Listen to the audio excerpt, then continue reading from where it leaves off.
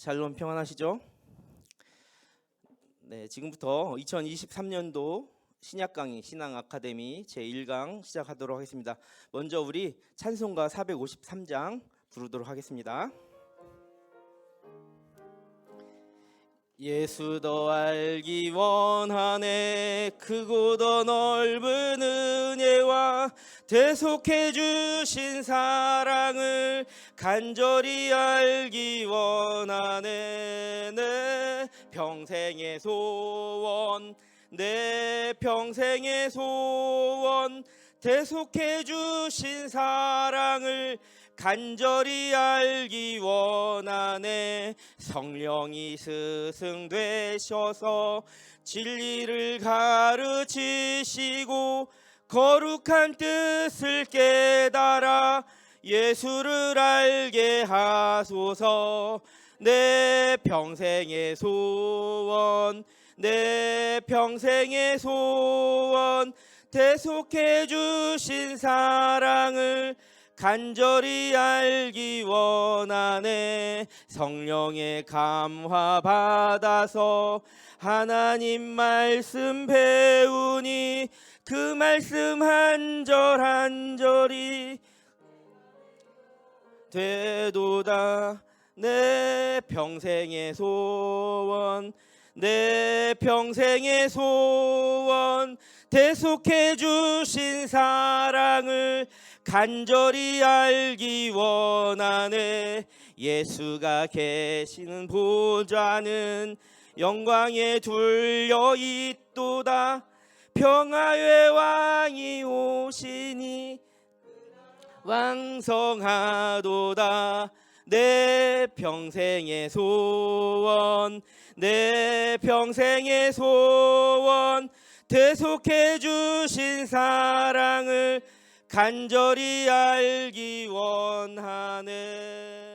사랑해 주님 감사합니다. 오늘도 좋은 날씨 주시고 저희에게 새로 호흡 있게 하여 주셔서 또 다른 자리가 아닌 주님의 말씀을 배우고 주님 예수를 더 알기 원하는 자리로 아버지께서 인도하여 주심을 감사를 드립니다. 오늘 이 자리가 내 걸음으로 내 의지에 의해 온 것이 아니라 하나님께서 이미 정하시고 불러 모으신 귀한 자리임을 저희가 고백하는 시간이 되게 하여 주시옵소서. 오늘 또 새해에 첫 들어서 신앙 아카데미 신약 첫 시작입니다. 아버지 준비하시는 목사님을 늘 담대하게 지켜주시고 또 영육간의 강건함을 허락하셔서 이제 시작하는 12주간의 모든 여정 위에 주님 함께 해주시길 원합니다.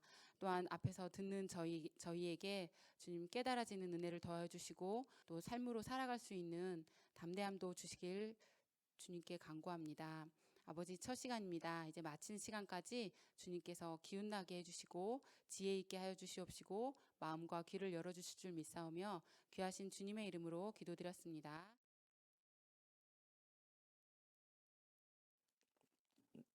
네, 우리 옆사람 앞사람 바라보시며 인사해볼까요? 샬롬 평안하십니까?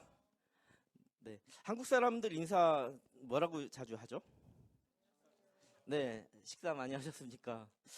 배고픈 시절이 많이 있었기 때문에 그런 것 같습니다. 그런데 이 식사 많이 하셨습니까? 라는 인사가 어쩌면 이 실생활과 밀접한 인사잖아요. 그게 삶이라는 겁니다. 삶과 무관한 평안을 구하거나 삶과 무관한 복음은 기쁜 소식이 아닐 겁니다. 예수님께서는 실제 하셨던 분이고 실제 우리 삶 가운데 오셨습니다. 그래서 복음입니다. 강의 소개를 앞서서 저는 동산교회 제2교육위원회와 또 중보기도도 맡고 또 성서 아카데미도 맡고 또 청년 1부와 2부를 전담하는 임마누엘 목사입니다. 감사합니다.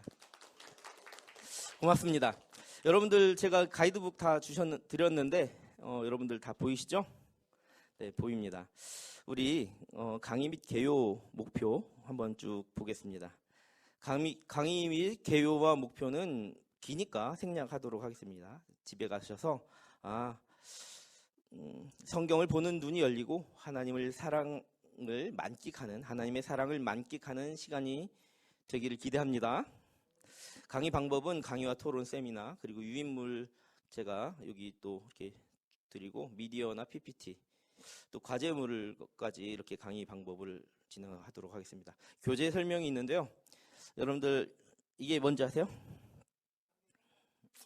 네? 네, 성경입니다. 성경이 여러분들과 함께 나누어야 되는 가장 어떤 교재? 기본적인 교재입니다. 그리고 여러분들과 함께 여러 가지 이제 교재가 있는데 한번 소개하려고 합니다. 네, 이렇게 얇은 책 좋아하시죠? 저도 이렇게 얇은 책 좋아합니다. 이게 이제 매력 있는 신약 성서 개론이라는 책이고요. 여러분들과 함께 나누는 주교재 설명하는 겁니다. 그리고 이거는 신약 성경을 보다. 신약 성경이 어느 시대에 쓰여진 책이죠? 고대 근동에 그리스 로마 신화가 또 판을 치고 또 하여튼 그 로마의 정복으로 많은 나라들이 로마 제국의 피지배 민족으로 살던 그 시대잖아요. 그때 로마는 자신들의 통치를 권고히 하기 위해서 그리스와 또 로마 신화를 많이 이렇게 재생산해 나가며 자신들의 우상화 작업을 많이 했어요. 그때 나온 책들도 많이 있겠죠. 그러나 여기 이제 부제가 뭐냐면 신화보다 재미있는 성경 이야기 이렇게 돼 있습니다. 신약 성경을 보다 이 두 번째 교재이고요. 가스펠 프로젝트라고 해서 위대한 복음을 시작으로 신약 성경 제 6권까지 있는 가스펠 프로젝트 교재입니다. 이 교재들은 제가 여러분들하고 이 성경 공부를 통해서 제가 열심히 공부하고 또 여러분들과 은혜를 나누는 그런 교재가 될 것 같습니다. 이게 무엇이냐면 톰 라이트가 말한 이것이 복음이다라고 하는 교재입니다. 이거는 부교재예요. 주교재는 아닌데 좀 참고하면 좋을 것 같아서 이것이 복음이다라는 책을 여러분들에게 소개하는데, 여러분들 여기에서 보면 이런 말이 나와요. 예수는 실제로 험난한 그 시대의 역사를 살아가셨던 완전한 인간이다. 완전한 인간이셨다라는 이야기가 나옵니다. 또 하나님 나라는 하나님의 뜻이 이루어지는 곳이다. 하나님의 뜻이 이 땅 가운데 완성되어 가는 것, 아버지의 뜻이 하늘에서 이루어진 것 같이 이 땅에서도 이루어지는 것, 바로 그것이 하나님 나라 복음 좋은 소식이라는 거예요. 그러니까 좋은 소식은 우리의 실생활과 맞닿아 있다는 거예요.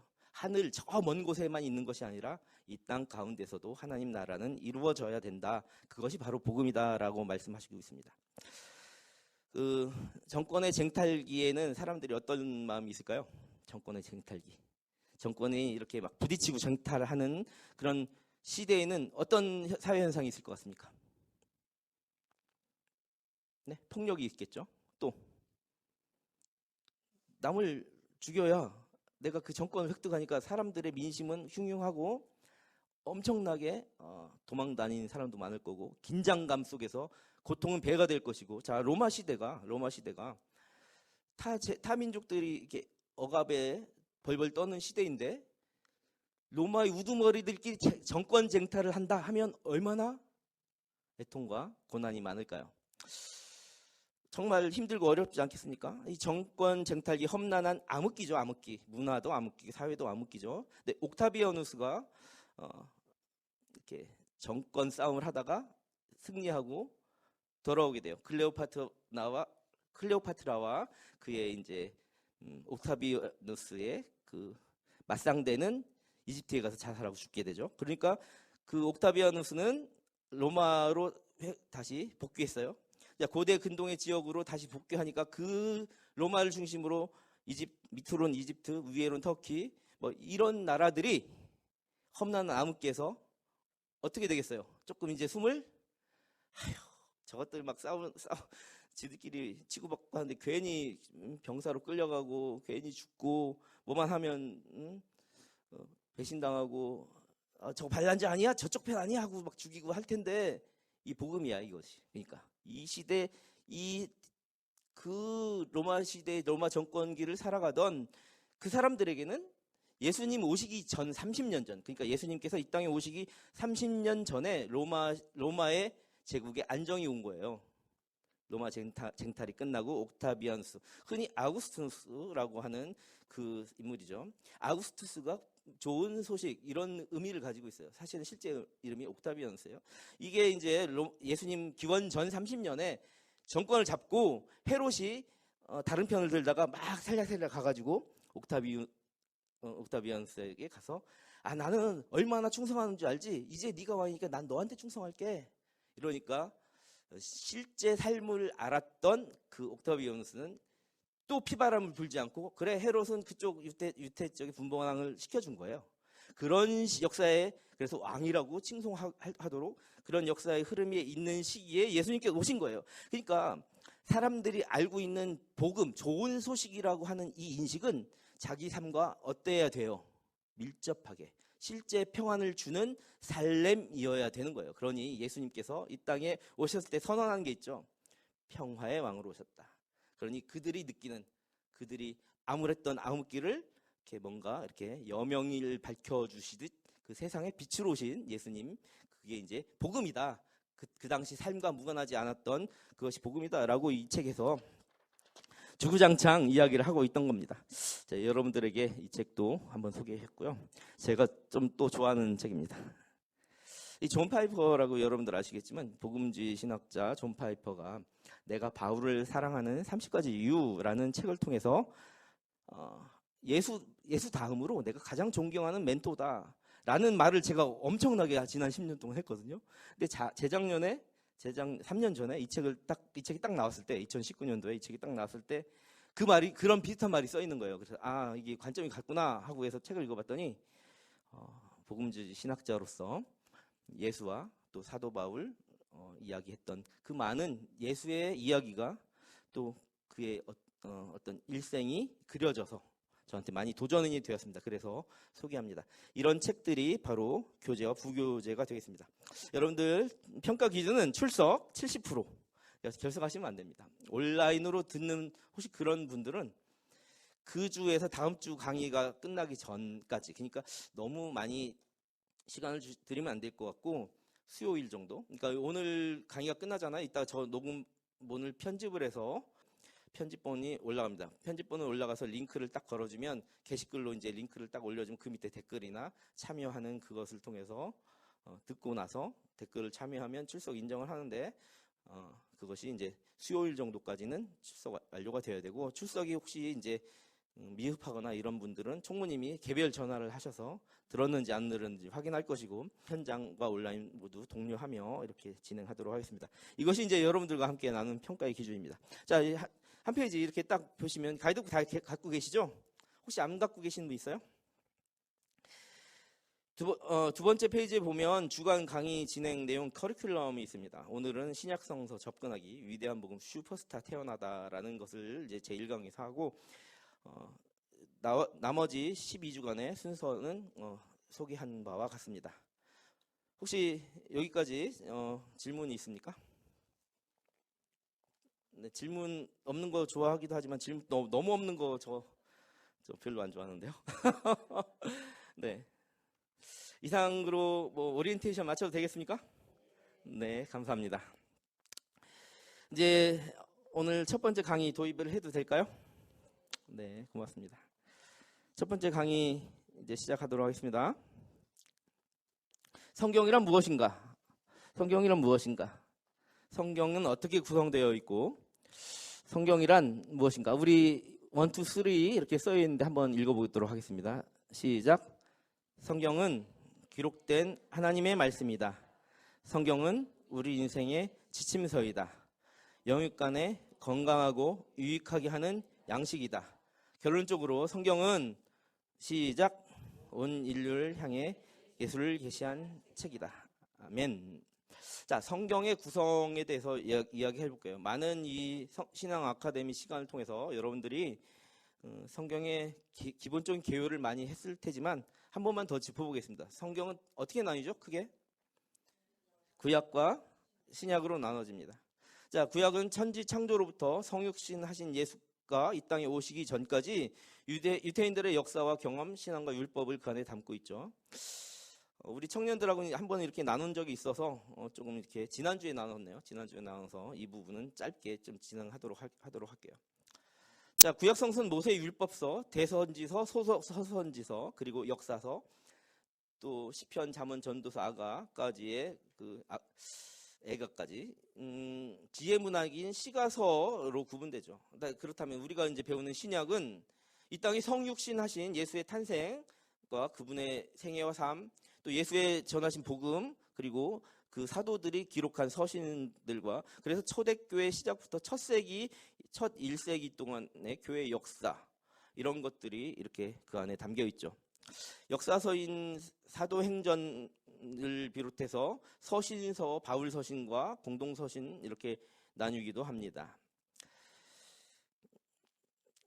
또 요한계시록이라고 해서 예수님께서 다시 이 땅을 향해 다시 한번 심판을 선포하시고 그 계획이 기록되어 있는 예언서도 있습니다.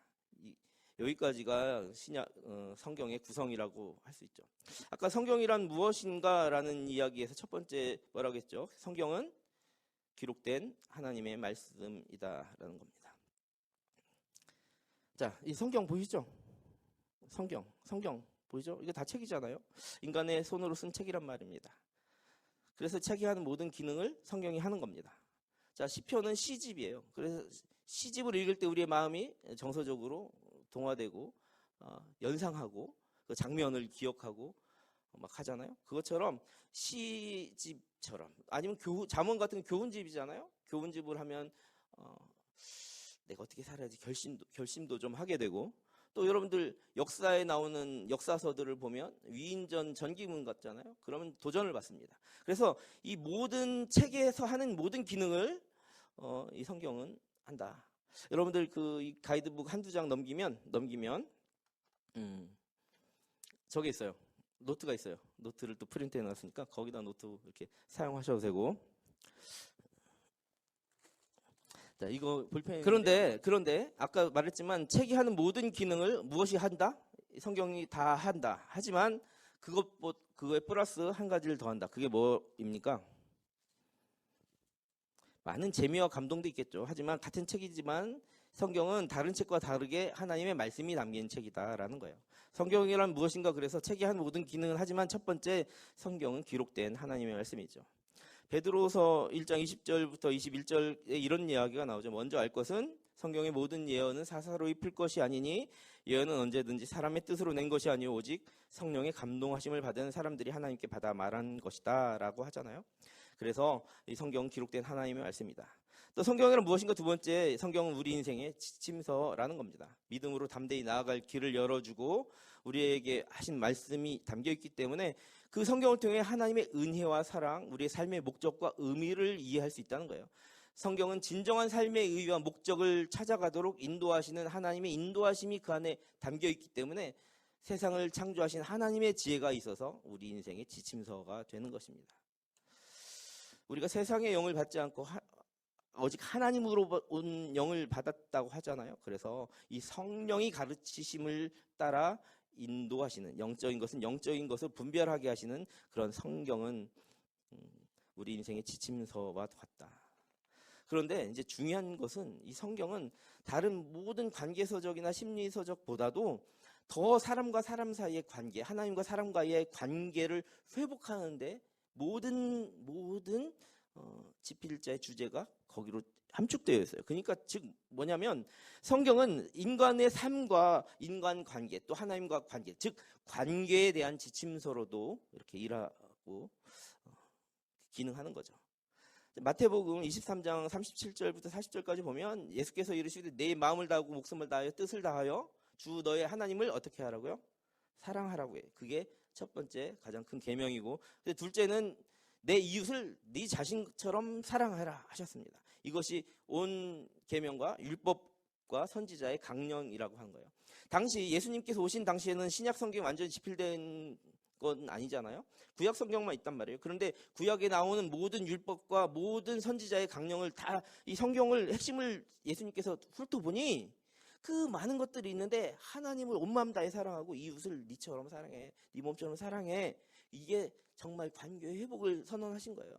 당시에 먹고 살기 힘들고 많은 어려움들이 있던 시기를 살아가며 사람들이 힘들어했는데 아까 말했던 옥타비아누스가 복음이었단 말이에요. 왜냐하면 아주 그렇다고 해서 그 사람들이 아주 평안한가요? 아니에요. 다른 민족의 지배를 받고 있는데 얼마나 평안했어. 그러나 실제적으로 평안이 찾아온 거예요. 더 큰 위험으로부터. 그러니 이런 것이 복음이라는 거예요. 평안하고. 당시에 사람들이 삶이 피폐하다 보니까 하나님께서 좋은 말씀을 성경을 통해서 들려주신데도 그들의 삶은 서로 사랑하지 못하고 자기만 생각하고 점점 더 하나님과 멀어지고 그들의 예배는 무너져가고 그랬던 거예요. 그러니 예수께서는 선언해 주시는 거예요. 이 성경은 그래서 관계 회복, 인간 관계와 하나님과의 관계를 회복하는 지침서와도 같다. 자, 세 번째로 성경은 영육 간에 건강하고 유익하게 하는 책이다. 디모데후서 여러분들 잘 알고 있는 3장 16절부터 17절 모든 성경은 하나님의 감동으로 된 것으로 교훈과 책망과 바르게 함과 의로 교육하기에 유익하니 이는 하나님의 사람으로 온전하게 하며 모든 선한 일을 행할 능력을 갖추게 하려 함이다 라는 거죠. 자, 온전하게 해서 모든 선한 일을 행할 능력을 갖추면 어떻게 한다는 거예요? 교훈과 책망과 바르게 함과 의로 교육하기에 어떻다? 유익하다라는 거예요. 사람들이 자신의 이익만 추구하던 모든 사람들한테 이제는 공동의 유익을 추구하는 것에 이 성경은 좋은 메시지를 복음으로 다가오는 겁니다. 여러분들 제가 이제 자주 하는 이야기인데요. 이익을 추구하는 사람이 아니라 유익을 추구하는 사람이 되어야 한다는 거예요. 그런데 이 성경이 바로 그렇게 하기 위해서 온전한 사람으로 세우게 하는데 그렇게 영육 간에 건강하고 유익하게 하는 양식, 마치 보물창고와도 같은 것이 성경이다. 우리가 비타민 D가 부족하면 햇빛을 안 쐬면 비타민 D가 부족하고 많이 자주 피곤함을 느끼고 막 그런다고 하잖아요. 필요한 양식을 하나님께서는 이 성경을 통해서 누구에겐 비타민 D를 채워주시고 웃음이 부족하면 비타민 C도 채워주시고 이 친구는 좀 철분이 부족한 너무 어지러워해 하면 철분 같은 말씀으로 그렇게 영육간 강건한 시시때 적절한 온전하게 하는 모든 선한 일을 행할 능력을 주신다는 거죠. 자, 이렇게 해서 성경은 영육간에 건강하고 유익하게 하는 책이다. 자, 이것들을 이제 총 정리해서 아까 마지막에 뭐라고 했습니까? 아까 그 화면 볼까요? 결론적으로 성경은 시작. 성경은 온 일을 향해 예수를 계시한 책이다. 아멘. 자, 관자재 부살 행심 반야 밀다 시 조교 노원 계공 도일체고액 제가 뭔가를 막 읽었습니다. 자, 이게 무슨 뜻이냐니까 제가 외운 건 아닙니다. 보고 읽은 겁니다. 보살이 어느 경지에 오르기 위해 반야 밀다를 수행할 때에 모든 오온이 텅 비어 있음을 보고 괴로움에서 벗어난다라는 의미인데 잘 모르겠습니다. 그런데 이거를 제가 잘은 모르는데 그냥 의역을 해볼게요. 제가 원어 같은 거 이렇게 보는 거 좋아하니까 의역을 해봤습니다. 모든 인생은 진짜 깜짝 놀랐어요. 이걸 해석해보고. 모든 인생은 다 속빙 강정처럼 의미 없고 텅 비었다. 그러니 걱정하지 마. 좀 오히려 걱정이 많이 되는데 인생의 목적과 의미를 발견하기보단 인생 무상을 이야기하는 것 같습니다. 여기서 인생의 목적을 발견할 수 있습니까? 여러분들 조금 전에 제가 한 구절 읽은 반야심경 같은 불교 경전들 많이 읽어보거나 외워보시는 분 있어요? 저는 저처럼 일부러 여러분들과 대화하려고 이렇게 적어오고 읽기 전에는 제 주변에 이거 외우는 사람 별로 중님 말고는 별로 못 봤습니다. 스님이라고 해야 되나 방송 용어는? 잘 못 봤습니다. 네. 자, 이게 불교인이라고 하는 게 맞나요? 불자들이라고 해야 되죠? 제가 그쪽 언어는 잘 모르는데 불자들의 경전이 바로 반야심경 같은 게 불교 경전이죠. 경전은 누구만 읽어요? 그 종교를 가진 사람들만 읽습니다. 맞죠? 자, 그러면 여러분들에게 또 다른 질문 해볼게요. 이게 뭐죠? 성경이죠. 경자는 경전이라는 뜻이 있어요.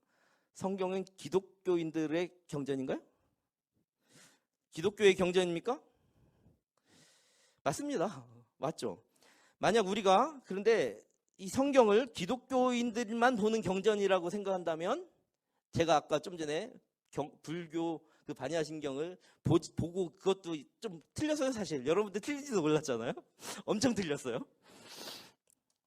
다른 종교를 가진 사람은 읽거나 잘 쳐다보지 않게 될 거예요. 그런데 이 성경은 경전 맞습니다. 기독교의 경전 맞아요. 하지만 종교와 무관하게 수천 년을 이어온 온 세상에 뭐죠? 베스트셀러다. 베스트셀러로 칭송되는 성경은 기독교인만 보는 책이 아니다. 사랑은 오래 참고 이거 하는 건 진짜 5살만 넘어가면 다 알걸요. 그 성경 구절이잖아요. 모든 인류가 성경은 반드시 읽어야만 하고 알아야만 하고 배워야만 하고 또 인생의 지침서로 삼아야 할 보물이 담겨있는 인생의 나침반이자 보물지도라고 합니다. 그래서 온 인류를 향해 예수를 계시한 책이다. 어떤 보물을 우리가 찾아야 할까요? 예수. 그래서 오늘 결론, 강의가 끝난 건 아닙니다. 오늘 성경은 무엇인가의 결론은 예수를 계시한 책이다. 뭐라고요? 온 인류를 향해, 온 인류의 행복을 향해, 온 인류의 회복을 향해, 온 인류를 향해 예수를 계시한 책이 바로 성경이다라는 겁니다. 네, 이것으로 성경이란 무엇인가 10분 도입을 마쳤습니다. 네, 오전 처음에 찬송도 부르고 했으니까 시간 좀 많이 가긴 했네요. 자, 이제 PPT 9번 한번 볼까요? 9번. 그래서 오늘 이제 제 1강 본격적으로 한번 시작해 볼까요? 목차는 신약성서 접근하기와 두 번째로 위대한 복음 슈퍼스타 탄생하다입니다. 자, 다음번 한번 보여주세요. 다음 지도. 신약성경을 한번 접근해 봅시다. 이 지도에 보면 A, B, C, D, E가 나옵니다. 여러분 A가 어느 지역인가요? 네? 네, 맞아요. 자, A 지역이 로마예요. 그러면 저 동그라미 안에 있는 밑에 B와 D 사이에 있는 바다가 지중해예요. 여러분들이 지중해요. 어디요? 자, 그럼 D와 E 사이에 있는 작은 동그라미, 거기가 요즘 이슈가 되고 있는 흑해입니다. A가 로마입니다. B는 이집트죠. 아까 옥타비아누스와 경쟁 상대자가 죽었던 지역입니다.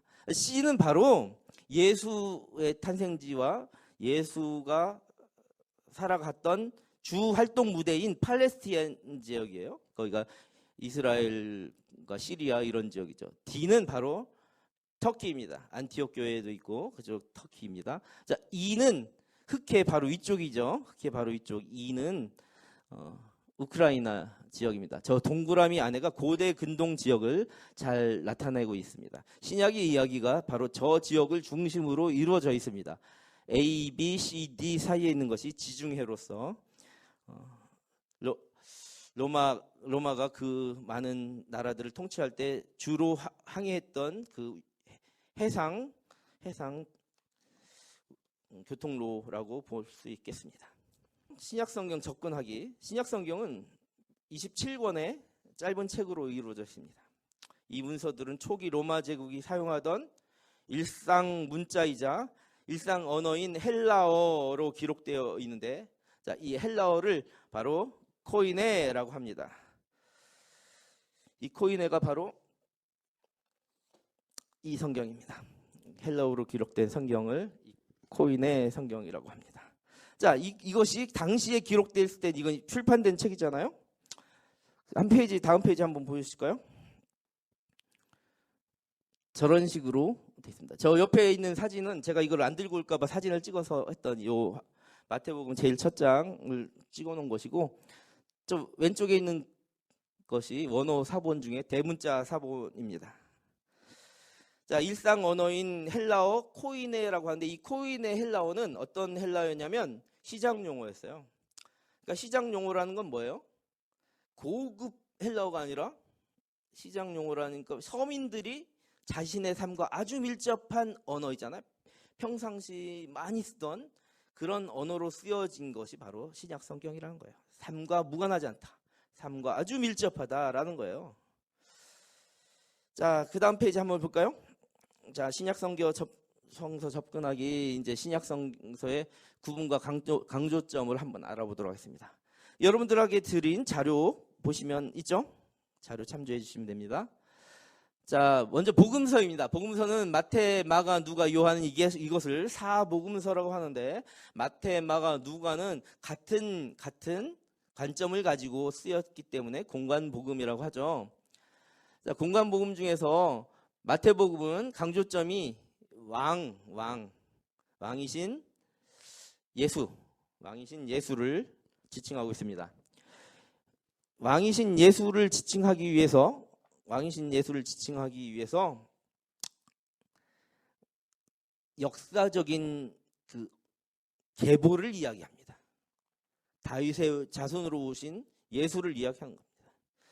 자, 마가복음에는 섬기는 자, 종으로 오신 예수를 이야기하고, 누가복음은 사람의 아들이신 예수라고 하는데, 이 누가복음의 관점은 사도행전과 누가복음은 저자가 같습니다. 좀 이따 보여줄. 누가복음과 사도행전의 저자가 같다는 것은, 잘 한번 생각해 보세요. 사도행전은 역사서예요. 조금 이따 다시 볼 거지만, 저자가 같다는 누가의 관점은 실제 실존한 인물이라는 것에 핵심이 있어요. 그래서 사람의 아들로 이 땅에 오셨다. 사람의 아들이다.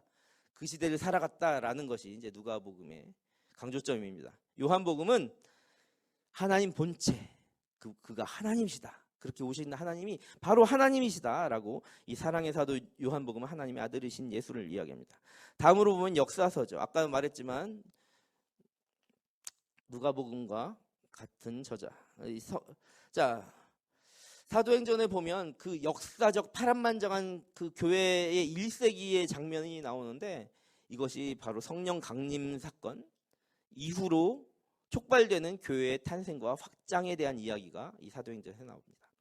다음으로 알아볼 것이 이제 나머지 여러 가지 이제 서신서인데, 서신서에는 크게 바울 서신과 공동 서신으로 나뉩니다. 바울 서신 보면 로마서, 그리고 고린도 전후서, 갈라디아서, 에베소서 쭉 돼 있는데요. 왜 저기 이렇게 강조점에 거의 흰색으로 쓰여 있냐면, 온라인으로 이게 들으시는 분들은 집중해서 들으시라고 이렇게 했습니다. 로마서는 믿음으로 의롭게 된 이신 칭의를 이야기합니다.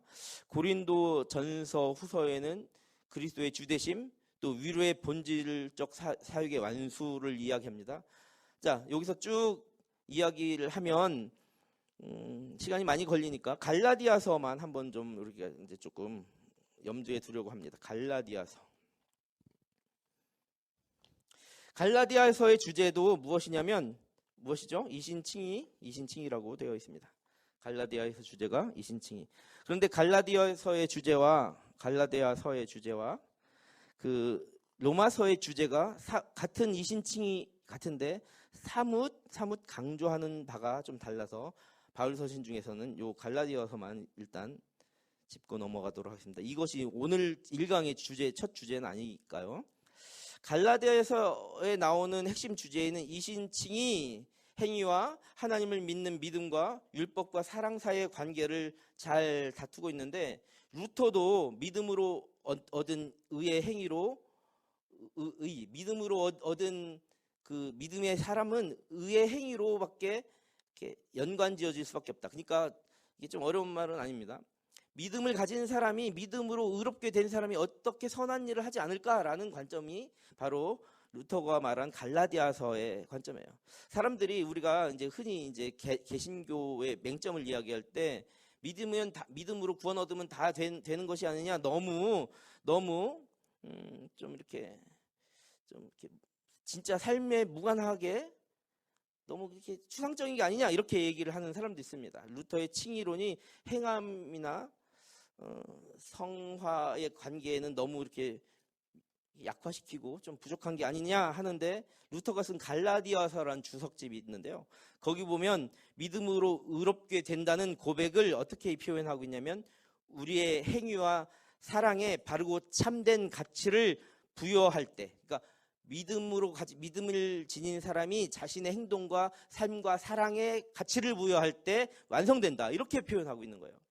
그러므로 오늘날 믿음과 삶이 분리되어 있고 왜곡된 삶을 살아가는 많은 기독교 신자들과 이단 사이비 같은 사람들의 깊게 믿음과 행실이 어떠한 관계가 있는지 생생하게 증언하고 있는 거죠. 이 갈라디아서가. 그래서 기독교 신앙의 기초는 이신칭이 믿음으로 의롭게 하나님께 여겨지고 불려진다는 그 이신칭이는 이 갈라디아서를 통해서 아주 기초를 잘 다질 수가 있게 되는 것입니다. 그 바울 서신서와 공동 서신서를 이렇게 보면 예수께서 승천하신 후에 성령의 강림하신 사건과 함께 예수님은 자신들의 제자와 더불어 자신의 복음을 전하게 되는데 교회가 생기게 된 거예요. 초대교회가 생기고 새로운 예배 방식이 생겨났어요. 전에 유태인들의 예배 방식에서 색다른 새로운 예수님을 예배하는 그런 예배가 생겨났어요. 아까 보셨지만 그 지중해 지역 있잖아요. 지중해를 중심으로 세계를 횡단하며 그 예배 공동체는 폭발적으로 전파되기 시작했어요. 이 예배를 이끌어가는 예수의 제자들과 사도들마다 자신들의 공동체를 향해서 편지들을 보냈는데 이것이 서신서라는 거예요. 그렇게 폭발적인 초대교회 역사의 현장을 바로 증언하고 있는 게 저 바울 서신과 그 다음 페이지에 나오는 공동서신이라는 거죠.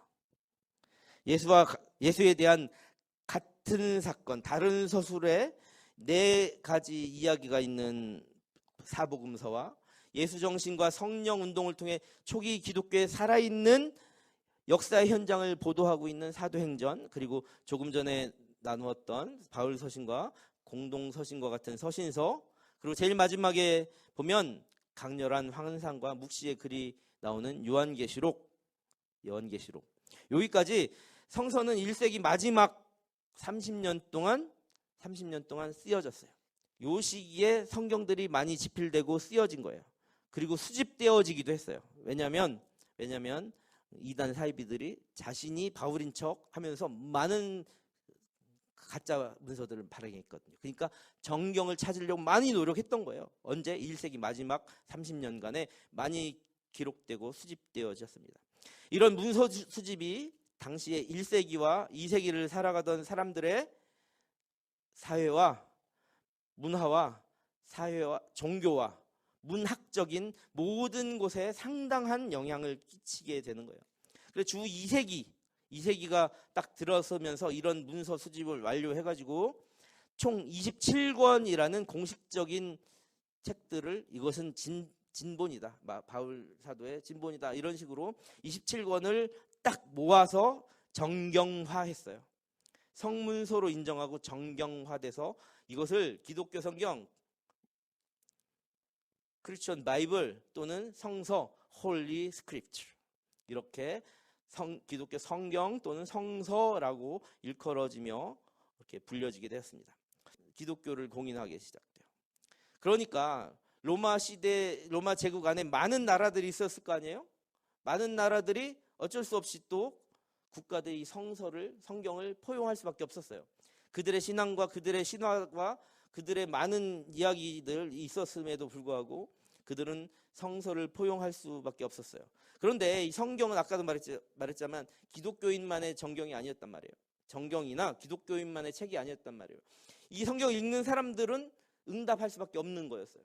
그래서 많은 사람들이 이 성경을 포용할 수밖에 없었어요. 왜냐하면 성경 안에 있는 내용이 회복과 인류애를 향한 사랑의 관계 회복이 그 안에 담겨 있기 때문이에요.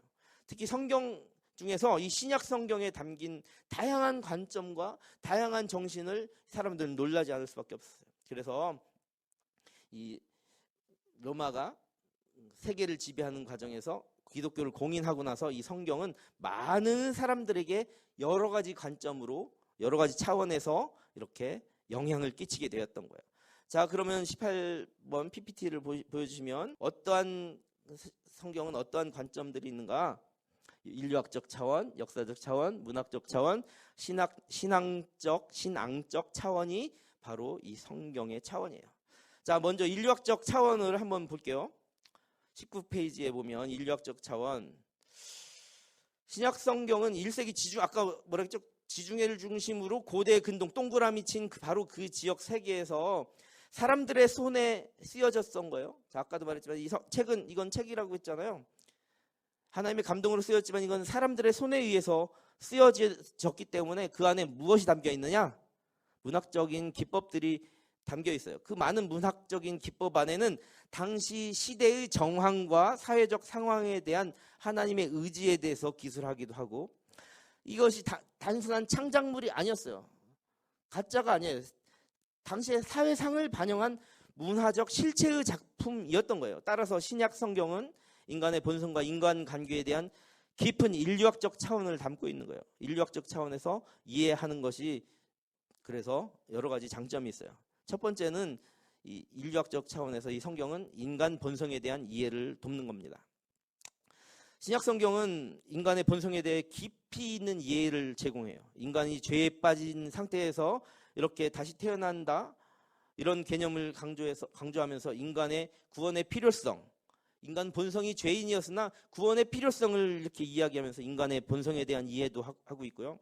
여러분들 학교에서 이런 얘기 많이 하잖아요. 인간은 본래 선한지 악한지를 가지고 고등학교, 중학교 아이들이 무수하게 수행평가를 하기도 합니다.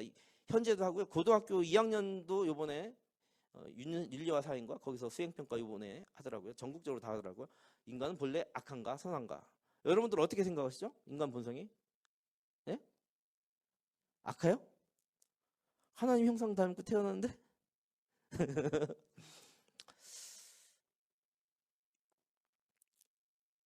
보편적 모든 인간은 예수를 주로 신하지 않잖아요. 지금 상황에서, 그죠? 인간은 본래 하나님의 형상을 담고 태어났으나 인간의 범죄함으로 원죄란 본성적인 악함이 있어요. 인간은 본성이 악을 향해 달려가게 돼 있어요. 크리스천주차도 그래요.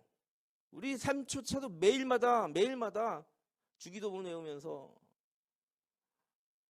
자신의 죄를 자백하고 자신의 죄를 회개하잖아요.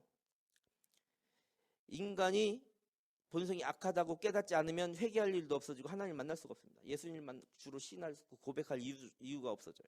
인간은 본래 악합니다. 그런데 이것이 많은 철학자들과 많은 이야기들을 통해서 알게 되는데, 특히 성경은 인간의 본성에 대한 이해를 아주 명확하게 이야기하고 있다는 거예요.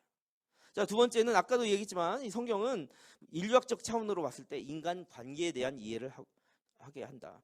신약 성서는 인간 관계에 대한 이해를 제공한다. 서로 다른 인간들 사이에서 아까 말했던 것 뭐죠? 하나님 사랑하고 이웃을 네 몸처럼 사랑해라. 사랑과 용서, 관용 같은 인간관계에 필요한 정말 중요한 가치들을 제공하고 강조하기 때문입니다. 인류학적 차원에서. 자, 또한 성경은 인간의 권리에 대한 이야기, 자유에 대한 충분한 이해를 우리에게 제공합니다. 인간은 모든 사람이 평등하게 부여된 하나님의 이미지를 가지고 있다는 개념에서 시작해요. 그래서 예수를 통해서 인간 누구나 그를 시인한 모두에게 삶의 존엄성을 주고 가치를 부여한다고 이야기하고 있어요. 그것이 참 자유로, 죄로부터 사람들이요, 진리가 너를 자유케 하리라 하는 예수 믿고 하면 마음대로 다 살아도 된다고 하는 약간의 구원파 이상한 그런 교리들이 있거든요. 아니에요. 참 자유는 죄와 사망으로부터 자유함이잖아요. 정말 인간의 권리와 자유에 대한 깊은 이해를 성경은 인류학적 차원에서 이야기한다. 또 모든 인간은 죽잖아요. 삶과 죽음에 대한 이해를 신약 성경에서는 특별히 더 제공합니다. 우리 일생을 통해 하나님과 사랑과 은혜를 경험하며 자기의 죽음을 통해 또 믿음으로 고백한 우리에게 영원한 사귐의 자리로 우리를 초대하고 있다는 거죠. 삶과 죽음에 대한 이해가 그 안에 충분합니다. 그래서 이런 인류학적 차원은 인간의 삶과 사회에 많은 영향을 끼쳐왔어요. 지난 2000년간 신약 성경만 얘기하고 보는 겁니다. 사람들이 보다 올바른 행동을 할 수 있도록 도와주죠. 이런 여러 가지 차원의 인류학적 차원을 다루며 이를 통해 인간 삶의 존재에 대한 깊이 있는 통찰력을 신약 성경은 제공합니다. 여러분들 정말 자신의 삶의 목적을 찾고자 성경을 읽으면 반드시 하나님께서 삶의 존재 이유를 들려주실 수밖에 없어요. 그냥 성경을 읽으라 하니까 그냥 무슨 격언짐처럼 시집처럼 정도만 읽으면 딱 그 정도 효과가 있을 거예요. 내 인생에 아까도 말했듯이 지침서라 생각하면 인류학적 차원에서 여러분들의 삶의 존재에 대한 해답을 성경을 들려주신다는 거예요. 자, 20페이지 보면 PPT 20페이지요. 다음은 역사적 차원입니다. 역사적 차원. 역사적 차원으로 신약 성경을 바라보는 것이 매우 중요합니다. 왜 중요할까요? 자, 그렇다면 여러분들, 아까 내가 뭐라고 했죠? 기억 안 난다. 오온 어쩌고 있어요. 그 중님들이 하시는 거. 그거는 역사와 무관한 진리 같아요. 사람들이 살아가고 실제로 여기도 있고 한데 텅 빈 강정이라는 거예요. 이게 말이 돼요? 그렇다면 신약 성경은 역사와 무관한 진리인가?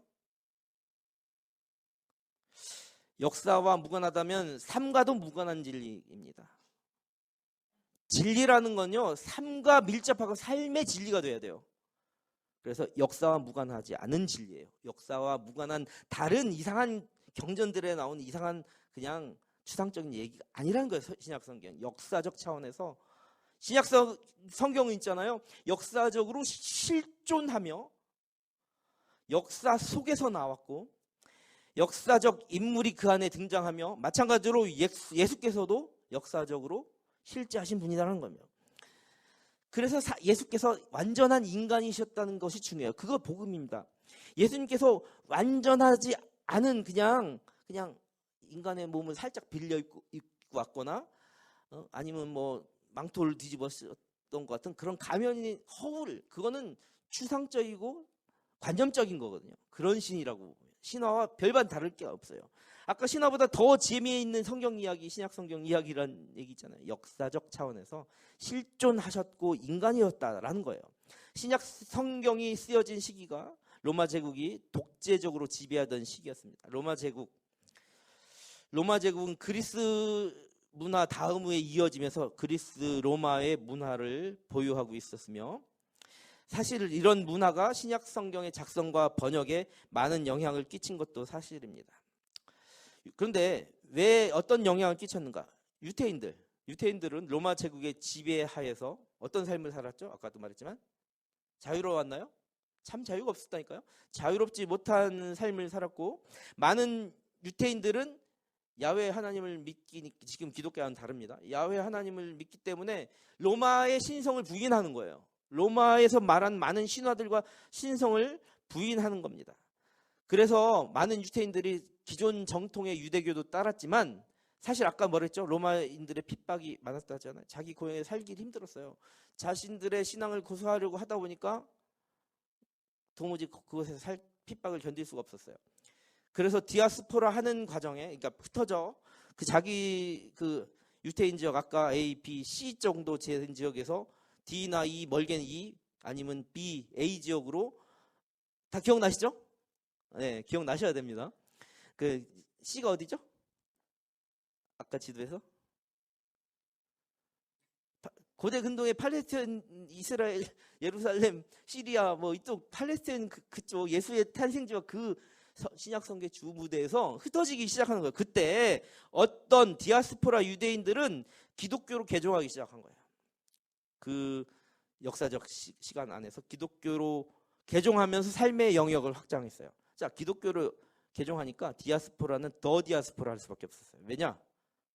유태인들에게도 배척받아요. 로마 제국에도 핍박받지만 유태인 공동체 안에서도 핍박받으니까 더 멀리 이렇게 디아스포라 유태인들이 기독교로 개종한 사람들은 삶의 영역이 어떻게 됐다? 급속도로 확장하게 되었다. 그런데 그들에게 예수의 삶과 가르침은 당시 사회적 상황과 환경 속에서 인생에 대한 새로운 이해, 새로운 태도를 갖게 했어요. 초대 기독교의 형성과 발전에 이바지하게 됐고요. 그것을 위해 자기의 목숨도 이렇게 헌신할 수 있게 했어요. 이런 발전 과정에서 신약 성경이 매우 중요한 역할을 했다라는 거예요. 역사적 차원에서. 실제로 이런 역사적 배경들은 현재까지도 많은 성서학자들한테 연구되어져 있고 이렇게 역사적 실존하였다. 그렇게 역사적으로 실제로 작성되고 번역하고 이런 과정에서 기독교 교리와 교리의 형성, 지금까지의 신학의 발전에도 큰 영향을 미쳤다는 거예요. 그러니 신약 성경은 역사적 내용을 이용하는 데도 중요한 역할을 합니다. 제가 소개했던 것이 바로 이 역사적 예수에 대한 이야기도 있고요. 그리스도와 사회, 문화 뭐 이런 역사적 차원에 보는 그런 성경이나 주석들이 많이 있습니다. 자, 세 번째로는 문화적 차원. 문화적 차원. 여러분들 어떤 책 좋아하죠? 김호진 집사님 어떤 책 좋아하십니까? 네.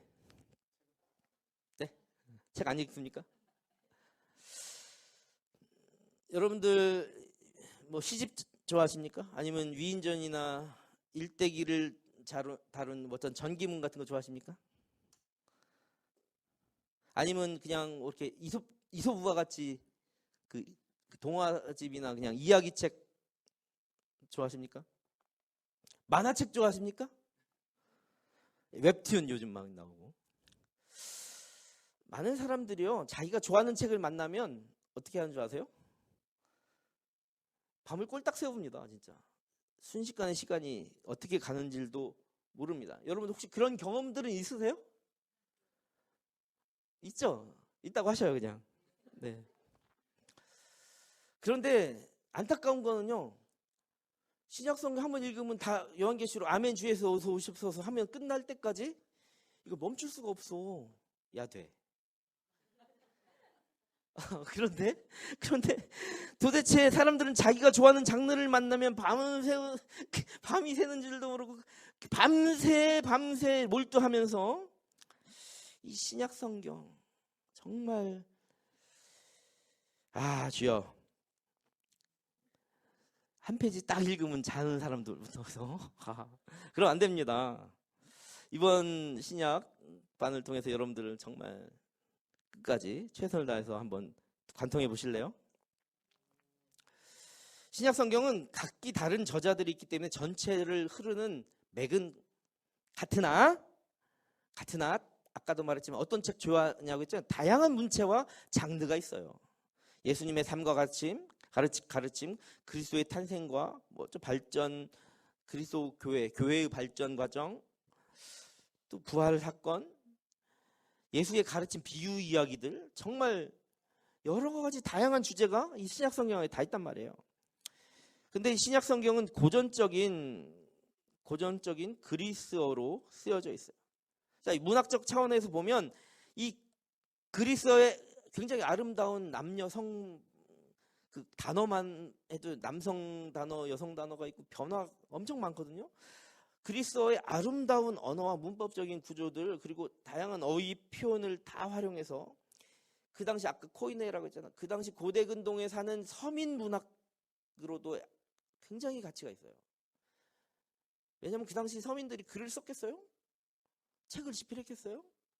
자신들이 말은 하고 막 살지만 자신들의 글을 쓴 게 많이 없어요. 고지식한 사람들이 고지식한 고급 그리스어로 이렇게 표현한 책들 많이 있겠죠. 당시에 철학자들이나. 그러나 이 서민들의 이야기가 담긴 책은 이 사람들이 쓸 이야기도 없고 그냥 어느 정도 표현은 있었어도. 그러나 이 코인의 헬라어는 고대 근동 지역의 그 당시를 살아가던 그 서민 문학으로도 가치가 있다라는 거예요. 예를 들어서 말했지만 마태복음은 예수의 가르침을 직접적으로 전달하는 대화체, 누가복음서는 예수의 삶을 이야기 형식, 요한복음서는 예수의 신성, 하나님이시라고 했잖아요. 예수의 신성과 인성을 조화롭게 이렇게 표현하면서 대화와 서술 형식의 사복음서, 비유와 또 경고의 메시지 같은 거, 여러 가지 기법을 통해 의미와 상징 등을 이렇게 표현하기도 하죠. 사도서는 역사, 아까 누가복음과 같이 기자가 같다고 했잖아요. 역사적 사실과 그리스도의 해석을 이렇게 조화롭게, 역사서니까 성경이지만 역사적인 표현을 잘 했다는 거예요. 그렇게 또 신약성에 다양한 인물들이 등장하고 그들의 살아가는 삶과 믿음에 대한 것들이 나오잖아요. 그것이 그 문학적인 가치로서 작품에 힘을 주고 있어요. 실제로 살아갔던 많은 다양한 이야기들을 그 작품으로 보면 굉장한 힘을, 생동감 있는 힘을 준다는 거예요. 문학적으로도.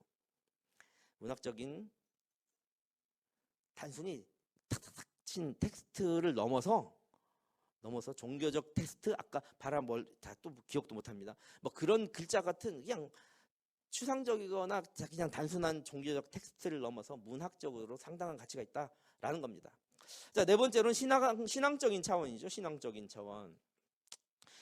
지금까지 설명했던 인류학적 차원, 역사적 차원, 문학적으로도 최고의 가치가 있음에도 불구하고 또 다른 가장 중요한 차별화, 다른 작품들, 다른 그 시대의 많은 책들, 현존한 많은 책들과의 차별화는 무엇인가?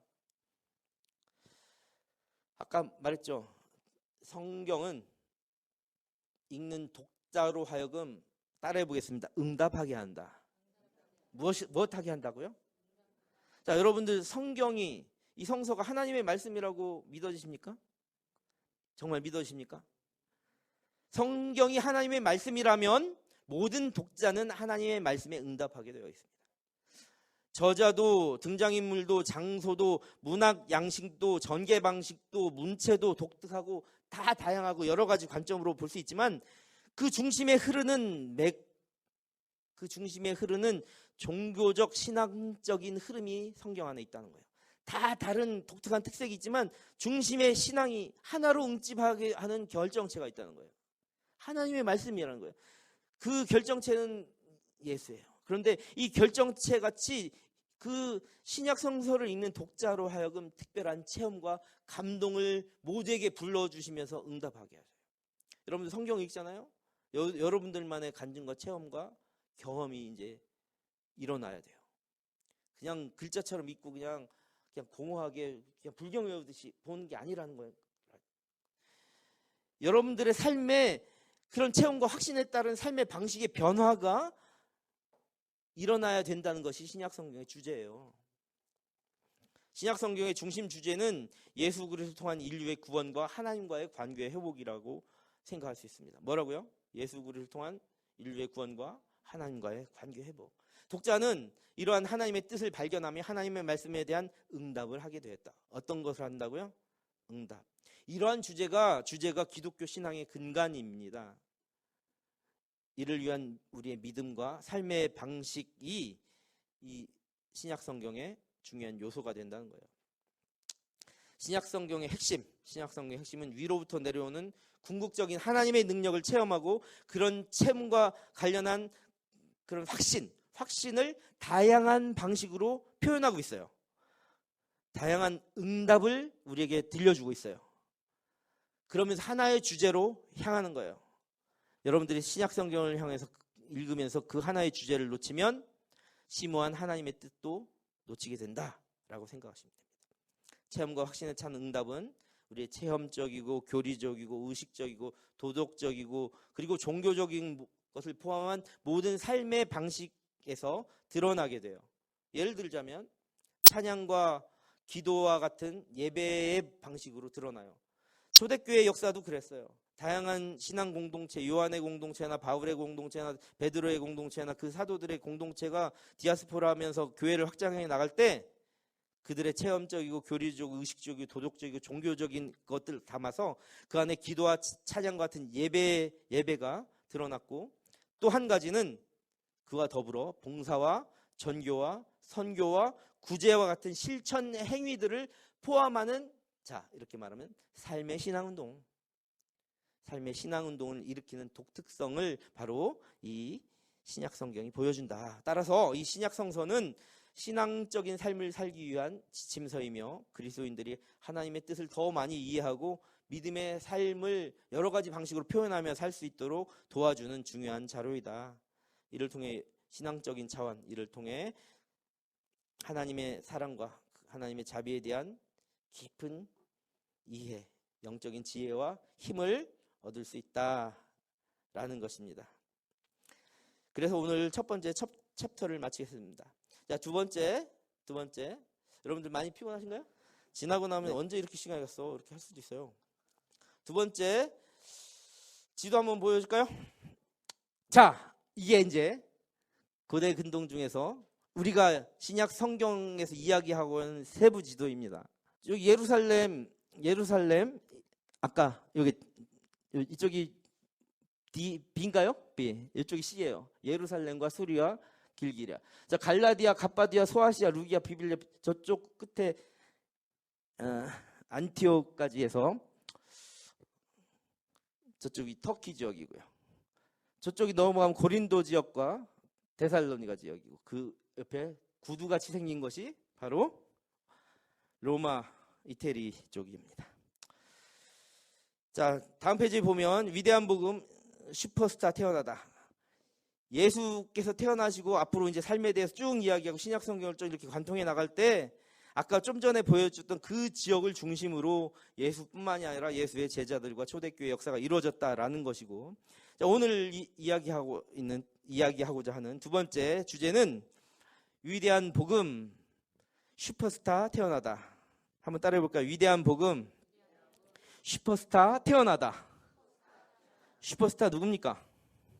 예수님 태어나셔서 위대한 복음의 여정을 하게 되는 첫 부분, 중요한 5가지 단락을 저와 여러분들이 하려고 합니다. 오랜 약속을 이루실 분이 오셨다. 첫 번째 뭐라고요?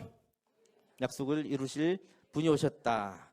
한번 보겠습니다. 오랜 약속을 이루실 분이 오셨다. 예수의 정체성은 하나님과의 약속의 성취에 뿌리를 두고 있습니다.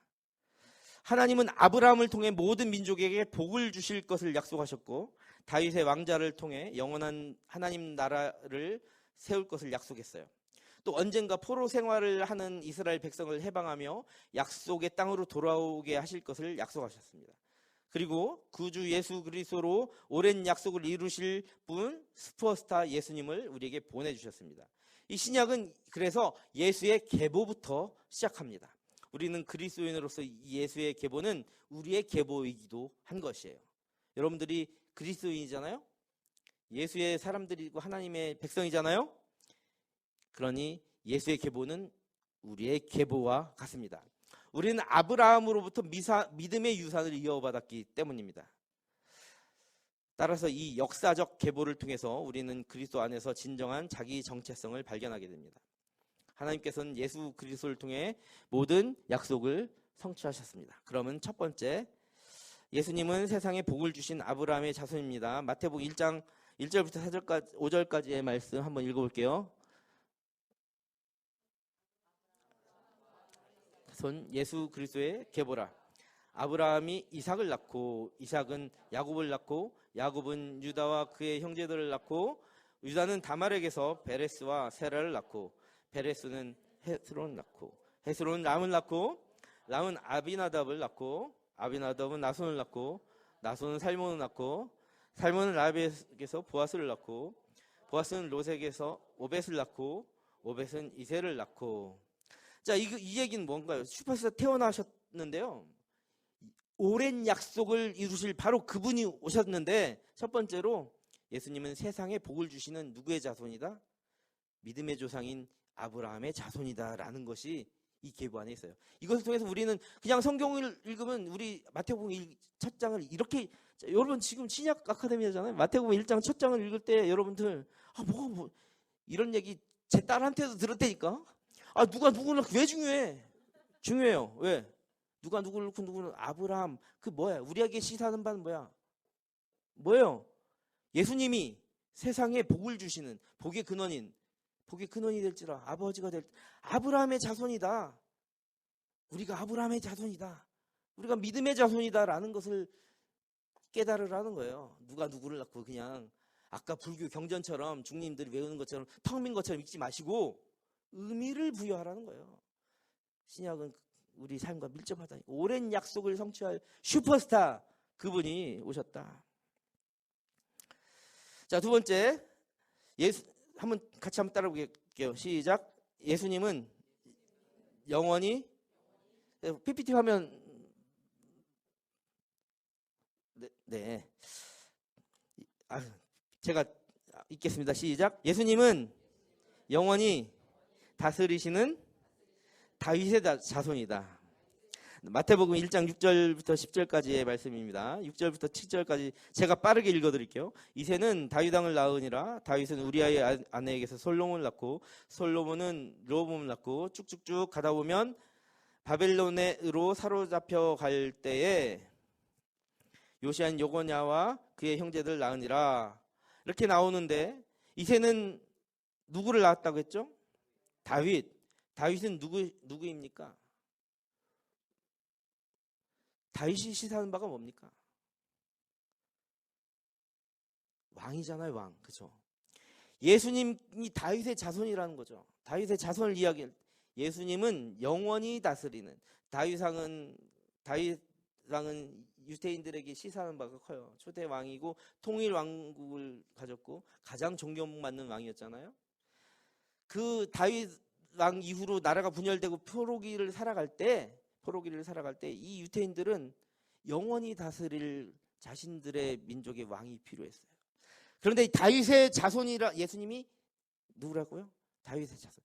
자, 따라 볼게요. 예수님은 영원히 다스리시는 다윗의 자손이다. 우리를 마치 다윗이 그렇게 정말 선정한 것처럼 예수님은 우리를 영원히 다스리실 왕이십니다 라는 고백으로 이 글을 예수의 계보가 바로 우리의 계보다 라는 겁니다. 자, 세 번째 본문 마태복음 1장 11절부터 17절까지 보겠습니다. 이것도 시간 관계상 쭉 읽겠습니다. 바벨론으로 사로잡혀 간 후에 이 포로기 생활을 하게 된 장면이 나오네요. 쭉 얘기해서 17절 우리 같은 목소리로 한번 읽어볼게요. 시작. 그런즉 모든 대수가 아브라함부터 다윗까지 열례되요. 다윗으로부터 바벨론으로 사로잡혀 갈 때까지 열례되요. 바벨론으로 사로잡혀 간 후부터 그리스도까지 열례되라. 아멘. 자, 이 세 번째 본문에서 시사하는 바는 오랜 약속을 이루실 어떤 분, 예수님은 따라해볼게요. 예수님은 죄와 사망에 사로잡힌 인생의 포로 생활을 끝내는 메시아입니다 라는 거예요. 우리 한번 정리해 볼게요. 오랜 약속을 이루실 분이 오셨다. 예수님은 세상에 복을 주신 아브라함의 자손이다. 두 번째, 예수님은 영원히 다스리시는 다윗의 자손이다. 세 번째, 예수님은 죄와 사망에 사로잡힌 포로 생활을 끝내시는 메시아다. 한번 우리가 정리해 보는 겁니다. 하나님은 예수님이 함께 읽어볼게요. 시작.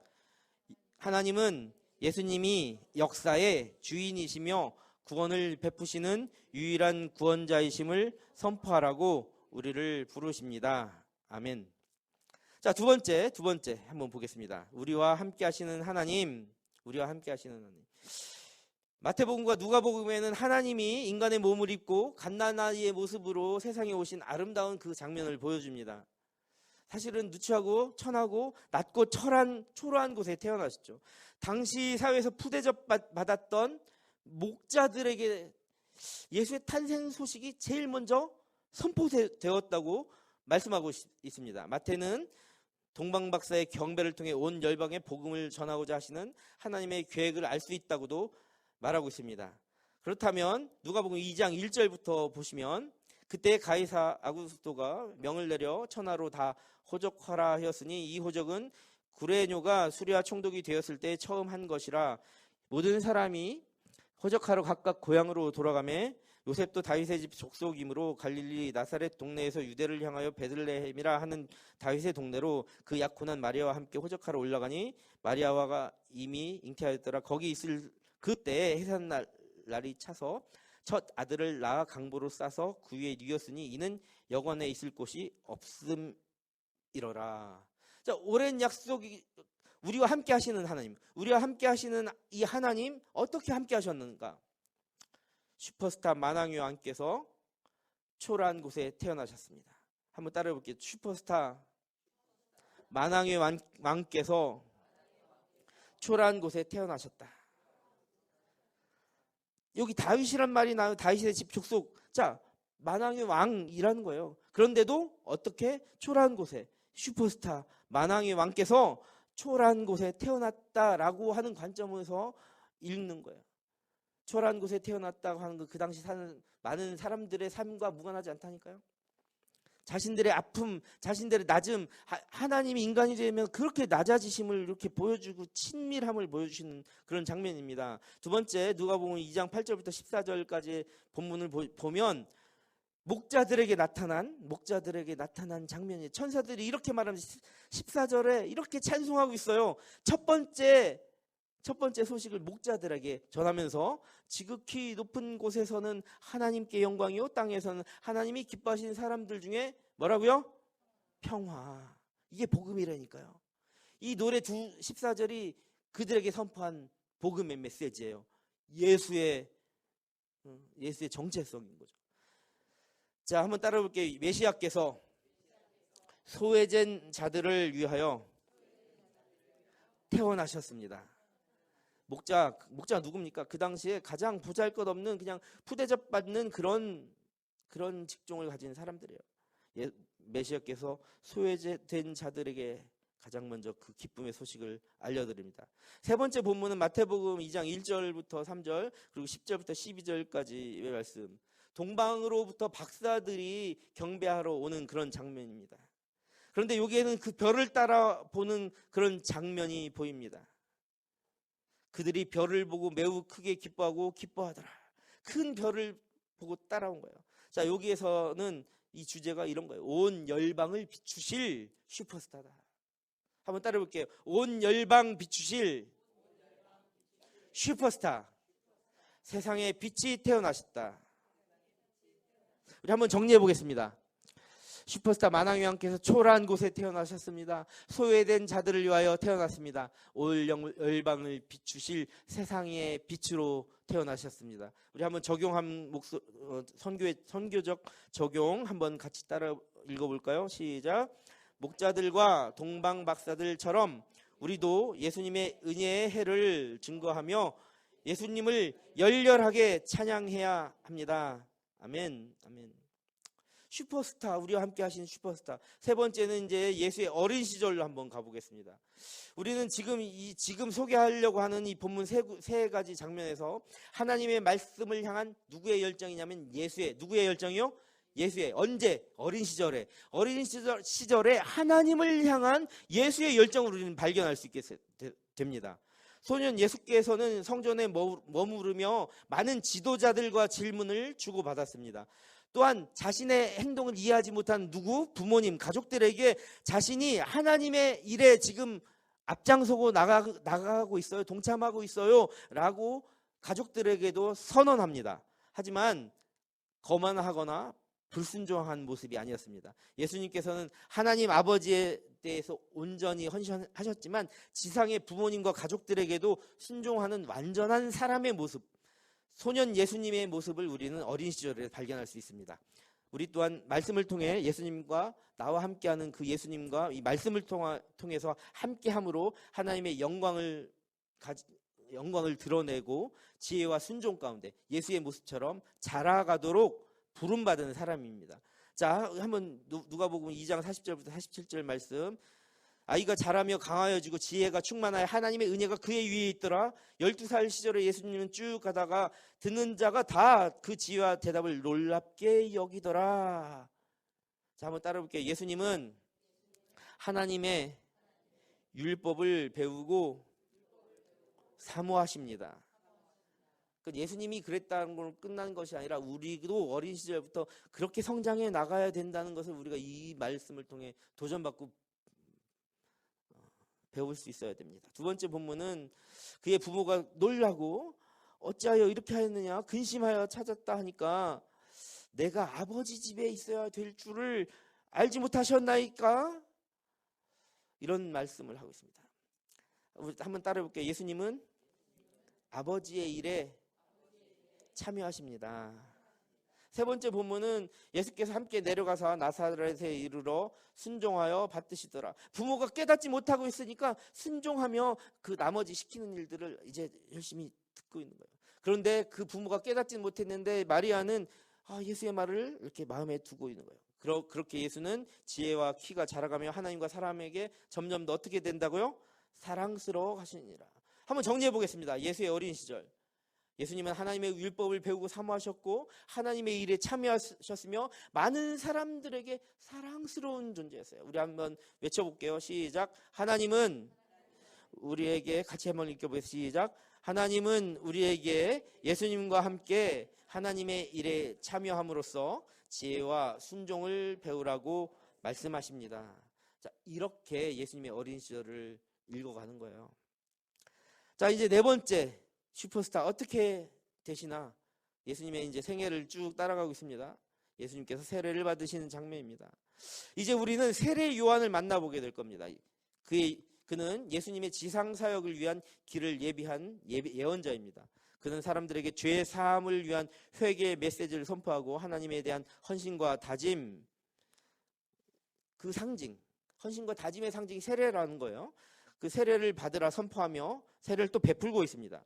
자, 그런데 여기 우리 한번 생각해 보십시다. 예수님이 죄가 있으신가요? 예수님 죄가 없으세요. 그런데 왜 세례를 받으신 거예요? 죄사함의 회개를 받는다고 하잖아요. 죄사함의 회개를 선포하며 그 죄사함의 세례를 받는다 하잖아요. 왜 그럴까요? 예수의 세례는 장차 당하실 십자가의 죽음과 무덤에서의 부활을 상징하는 거예요.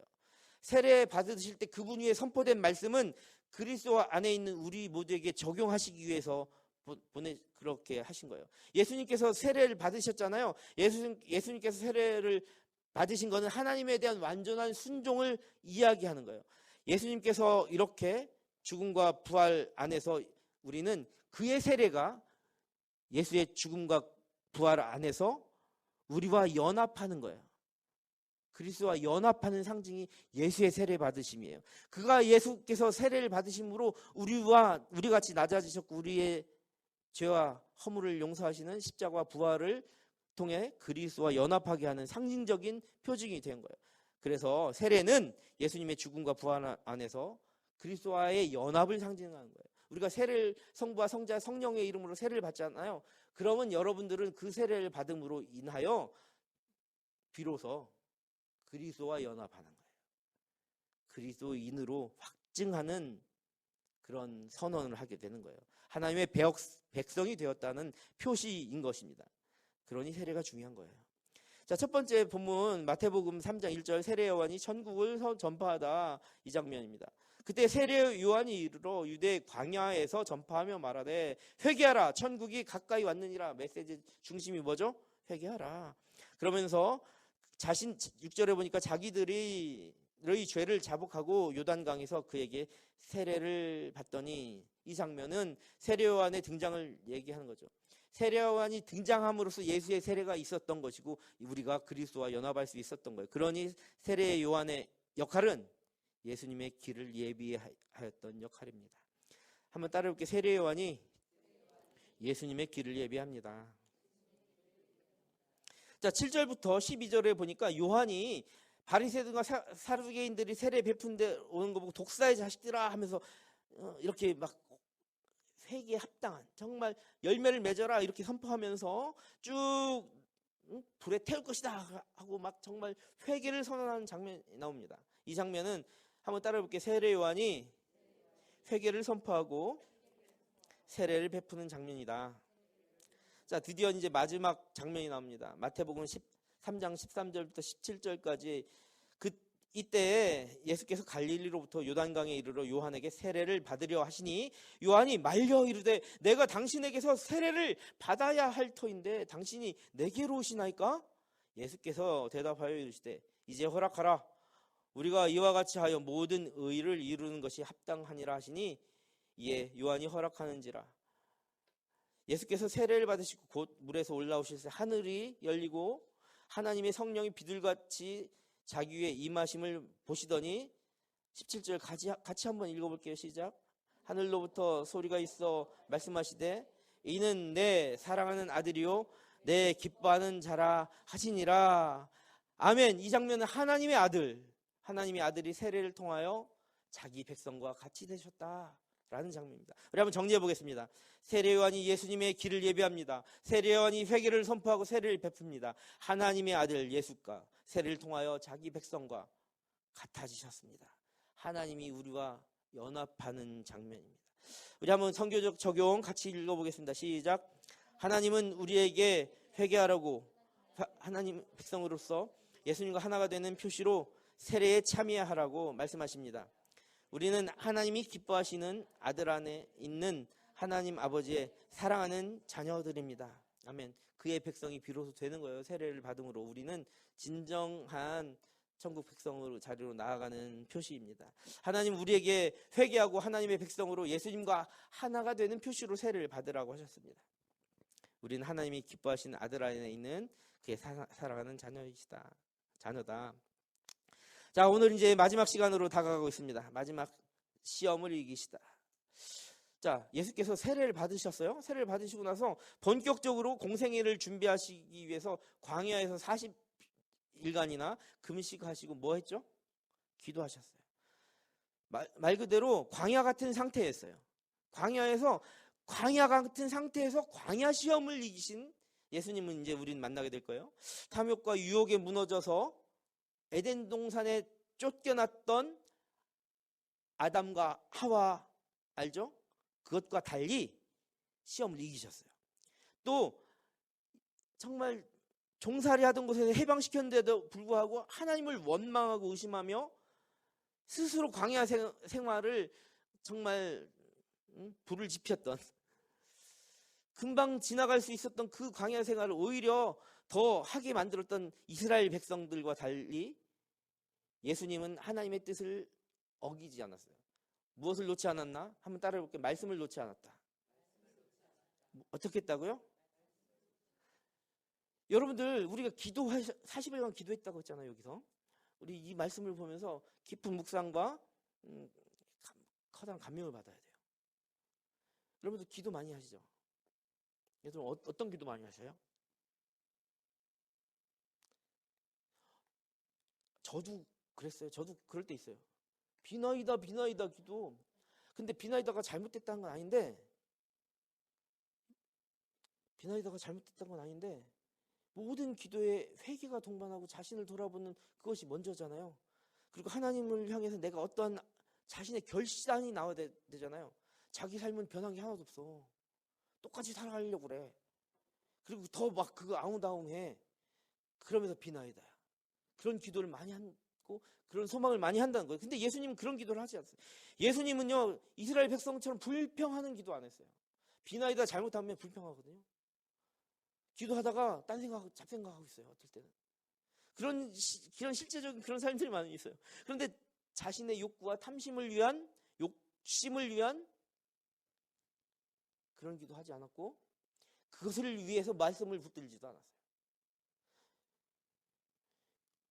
여러분들 연초에 말씀 카드 이렇게 뽑는 거 되게 좋아하시잖아요. 저도 좋아해요. 저 어디 있는데? 안 것 같다. 근데 그거는 한 해를 나를 지탱하는 말씀으로 받지 않고, 그 축복의 말씀, 뭐 복의 근원이 될지라 뭐 이런 말씀은 몇 번 뽑고 다시 뽑고 그거 내 거고 막 하는데 그러는데 회개하라 천국에 가까느니라, 예를 들어서 잘 그런 걸 넣진 않습니다만, 뭐 그런 딱 펴가지고 막 이렇게, 아유, 그러면 안 되죠. 그런 말씀하면 회개와 결단을 촉구하는 말씀 앞에서는 왠지 좀 이건 올해 주신 말씀 아닌 것 같고 다시 뽑아야 될 것 같은.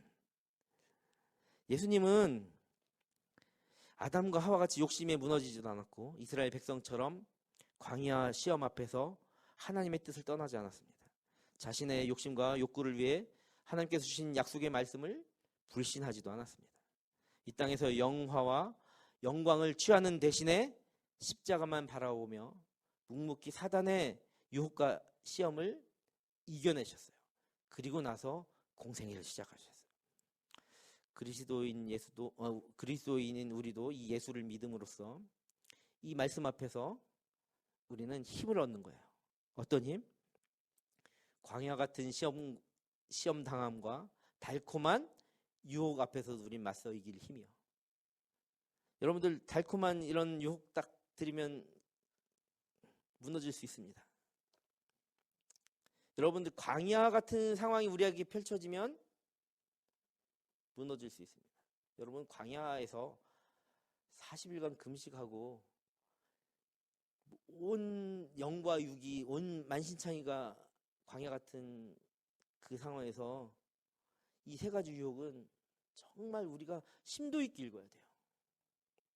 여러분들 광야 많죠? 여러분들의 삶의 광야는 뭐예요? 어떤 광야가 있어요? 가족이 광야예요? 어떤 분은 그 인간 얼굴만 보면 광야다. 그러지 말았으면 좋겠어요. 말씀으로 이겨내세요. 여기는 이 성경이 굉장히 문학적이고 실제적이라고 했잖아요. 얼마나 배고플까? 제일 먼저 유혹한 게 뭐예요? 떡 만들어 먹으래요. 먹으래. 저도 다이어트 하려고 운동하고 막 그렇게 하는데 진짜 이틀 굶어 보셨어요? 진짜 돌로 떡 만들어 먹을 것 같아요. 이 말씀을 읽으면서 우리는 실제적인 인간 삶과 무관하지 않은 복음을 접해야 돼요. 자, 첫 번째 본문 해볼게요. 첫 번째 시험은 마태복음 4장 1절부터 4절까지 시험을 받으시는 장면이에요. 뭐라고 여기서? 떡 먹으래요. 그런데 예수께서 4절, 예수께서 대답하여 이르시되 기록되었으니 아멘. 이 당시에는 신약 성서가 없잖아요. 근데 이분의 행적은 기록되어져서 지금 신약 성서를 우리는 읽고 있잖아요. 그럼 예수께서 기록되었을 때 예수의 성경은 구약 성경이겠네요. 그렇죠? 예수님은 당시 구약 성경에 나오는 신명기 8장 3절의 말씀을 인용하시며 사람이 떡으로만 살 것이 아니다. 하나님의 입으로 나온 모든 말씀으로 살 것이다. 이렇게 이야기합니다. 첫 번째 시험, 하나님의 뜻 대신 자기 욕구를 만족시켜라 하는 시험을 하나님 아들 예수께서는, 슈퍼스타 예수께서는 참 멋지게 통과하셨습니다. 두 번째 시험, 마태복음 4장 5절부터 7절, 이때는 가관입니다. 여러분, 가관이에요. 이에 마귀가 예수를 거룩한 성으로 데려다 성전 꼭대기에 세우고 이르되 내가 만일 하나님의 아들이거든 뛰어내리라 기록되었을 때 뭐라고요?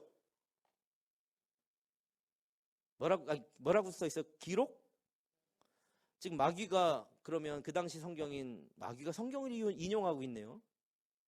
마귀가 시편 91편을 인용하면서 주의 자녀들을 하나님께서 받들어 준다 뭐 이런 얘기를 하는 거예요. 그러니까 예수께서 지지 않고 예수께서 이르시되 또 뭐라고요? 기록되었을 때 신명기 6장 16편을 16절 신명기 6장 16절을 인용하시면서 주 너의 하나님을 시험하지 말라 이렇게 하는 거예요. 자, 두 번째 시험, 하나님을 시험하고 그분의 약속을 의심해라 라고 하는 사단의 시험을 예수께서는 믿음과 신뢰로 이겨내셨습니다. 말씀으로 이겨내셨습니다. 자, 세 번째 시험, 마태복음 4장 8절부터 11절까지 말씀. 마귀가 또 그를 데리고 지극히 높은 산으로 가서 천하만국과 그 영광을 보며 이르되 만일 내게 엎드려 경배하면 이 모든 것 주게 하니까 예수께서 말씀하시되 사탄아 물러가라. 또 뭐라고 돼 있죠? 기록되었을 때 신명기 6장 이번엔 13절 말씀을 인용하십니다. 주 너희 하나님께 경배하고 다만 그를 섬겨라. 자, 여기서는 우리가 사탄 마귀가 무섭게 생기고 막 괴물같이 생긴 건데 절하고 경배하라 막 이렇게 피도 질질 흘리고 눈도 빨개가지고 이렇게 하니까 누가 경배하겠어 이렇게 생각했죠. 여러분들에게 그 사탄 마귀의 경배 대상은 자기 자신도 될 수 있고요. 자신의 권력도 될 수 있고 명예도 될 수 있고 돈도 될 수 있겠죠. 그거 추구하지 말아라 이런 얘기예요. 자, 세 번째 시험 뭐라고 하는 거냐면 사탄이 십자가는 잊어. 고난 고통 그런 거 잊고 네 스스로의 영광을 취해라 하는 그런 시험이었어요. 우리 한번 정리해 봅시다. 시험을 이기시다. 첫 번째 시험, 사단이 이렇게 얘기합니다. 하나님의 뜻 대신 네 욕구 만족시켜. 두 번째, 하나님을 시험해봐. 그분의 약속을 의심해. 설마 이게 말이 되는 얘기겠어? 세 번째 시험, 십자가는 잊어버려. 네 스스로 높아져 하는 그 시험을 어떻게 하셨다고요? 이기셨다. 한번 읽어보겠습니다. 시작. 우리의 믿음은 오늘 대신에 시험을 이기신 예수 그리스도로 말미암은 것입니다. 하나님께서는 이것이 우리의 정체성이라는 것을 믿어야 합니다. 예수님처럼 믿음으로 하나님의 말씀을 의지하여 유혹을 물리치십시다. 이 두 번째 이야기는 뭡니까? 하나님께서 우리의 정체성이다. 자, 하나님께서 자신을 계시하시고 예수를 계시한 책이 무엇입니까? 성경이 말씀이 우리의 근거가 되고 정체성이라는 거예요. 예수께서 말씀을 통해서 그 시험을 이겼습니다. 광야 시험, 여러분들의 광야 생활이 많다고 했잖아요. 광야 시험은 세례를 받으신 예수님의 정체성에 예수님께서 이 광야 시험 바로 전에 뭐 했다고 했어요? 세례를 받으셨잖아요. 그래서 우리를 자신과 연합하게 했잖아요. 그런데 그것을 사단은 뭐가 목적이에요? 아담과 하와 때 뭐가 목적이었을 것 같아요? 하나님과 우리 사이를 끊어놓으려고 한 거예요. 예수께서 시험을 하는 건 예수께서 세례를 받으시고 우리가 연합하는 상태가 되니까 예수를 시험해서 우리와 뭘 하려고? 단절시키려는 거예요. 아담이 하나님의 형상을 잃어버린 거를 예수께서 회복하려고 하니까 아담 때 끊어놓은 것처럼 예수께한테도 아담한테 찾아간 것처럼 예수께도 찾아와서 끊어버리려고 했던 거예요. 예수의 정체성에 정면으로 도전하고 있는 거예요. 하나님의 피조물 아담에게 정면으로 도전해서 한 번 승리를 맛본 사단이 예수한테서도 정면으로 그 예수의 정체성에 도전한 사건이에요.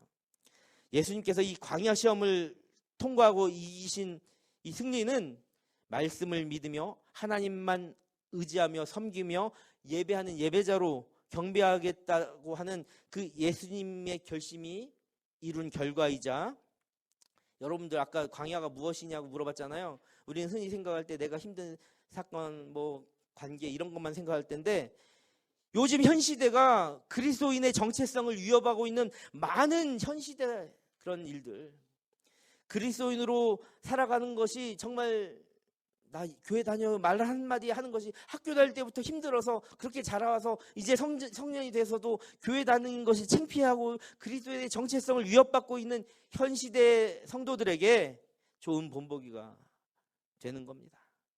당장 굶어 죽을 것 같고, 당장 떨어져 죽을 것 같고, 당장 아무것도 안 될 것 같은 그런 상황에서도 예수 믿는다는 것을 당당하게 선포하는 예수님, 우리에게 진정한 광야는 나의 힘듦 정도뿐이 아니라 그리스도인으로 살아가는 것을 방해하는 사단의 많은 그런 침략과 그런 상황들 아니겠습니까?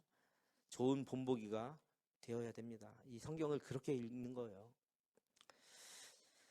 자, 이상으로 여러분들과 하는 많은 시간들 마쳤고, 한번 우리 숙제 한번 볼까요? 생각해보기 과제물. 자, 이거 사진 찍어 가십시오. 제가 요 장면은 제가 톡방에 올려놓겠습니다. 자, 동방 박사들은 지금까지 성경을 읽는 법에 대해서 같이 아카데믹하게 진행했죠. 이번은 아까 나왔던 장면 중에서 이제 복습 같은 건데, 동방 박사들이 예물 드리는 장면을 보면서 이렇게 아카데믹하게 가는 거예요. 그 당시에 역사적, 문학적, 또 뭐 문화적, 뭐 여러 가지 상황 속에서 왜 황금과 유황과 무력을 드렸을까 생각해 보는 겁니다. 자, 두 번째는 목자에게 예수 복음을 전하며 노래한 천사. 아까 14절 그 하나님께 영광이 땅에서는 기뻐하시는 자들, 그게 복음이라고 했잖아요. 그렇다면 그 복음을 여러분들도 다른 누군가의 천사가 낮은 자인 목자들에게 전한 것처럼 여러분도 그 복음을 들고 마치 천사처럼 누군가에게 전해야 돼요. 전할 의무와 사명이 있습니다. 여러분 응답하시는 거예요? 어떻게 응답하실 거예요? 소개 문구를 천사들과 같이 한번 복음은 예수는 이런 것이다 라고 예수의 기쁜 소식을 한번 어떻게 전할 것인가. 자, 세 번째는 예수께서 시험을 이기시며 인용하신 성경 말씀 구절을 제가 여기는 써놓지 않았지만 신명기 어디다 이렇게 다 신명기죠. 제가 말했어요. 자, 기억 안 나시면 뭐 어디를 찾아보셔도 되고 강의를 한번 더 들으셔도 되고 성경 구절을 다시 한번 조사해 보세요.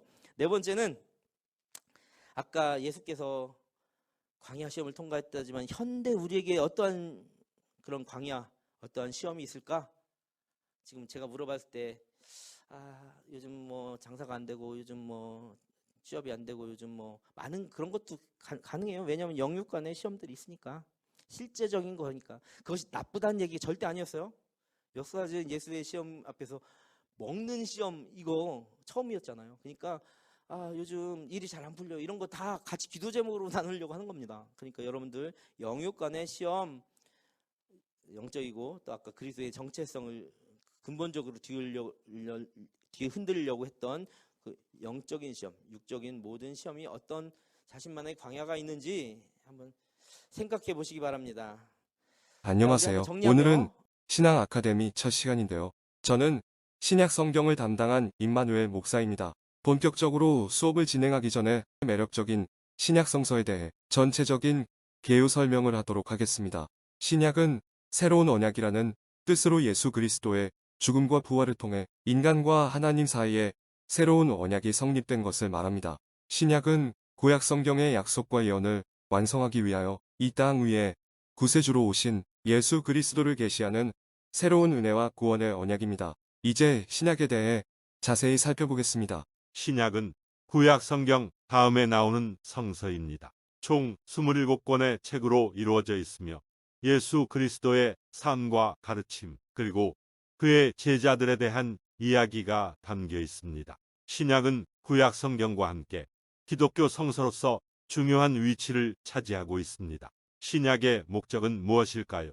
예수 그리스도를 중심으로 하나님의 사랑과 구원의 계획을 전하고 그리스도의 죽음과 부활을 통해 인간과 하나님 사이에 새로운 언약이 성립됨을 알리는 것입니다. 또한 신약은 예수 그리스도의 가르침을 따르며 그의 제자들이 이어받은 가르침을 전파하는 역할도 합니다.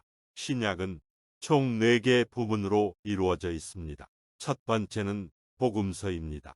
이는 예수 그리스도의 삶과 가르침을 다룬 책으로 신약 성서에서 매우 중요한 위치를 차지합니다. 두 번째는 역사서입니다. 이는 예수님의 승천 이후 성령의 임재하심과 성령에 사로잡힌 사도들의 사역의 현장을 다루었으며 구약 성경과의 연결고리이자 초대교회의 역사를 보여줍니다. 세 번째는 서신서입니다.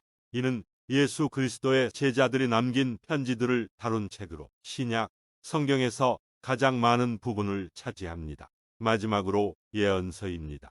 이는 재림과 최후 심판과 하나님의 구원의 계획에 대한 계시의 말씀입니다. 이제 세부 구성에 대해 자세히 알아보겠습니다. 첫 번째로 복음서는 총 4개의 책으로 이루어져 있습니다. 마태, 마가, 누가, 요한 복음서입니다. 이들 책은 예수 그리스도의 삶과 가르침 그리고 그의 죽음과 부활에 대해 다루고 있습니다.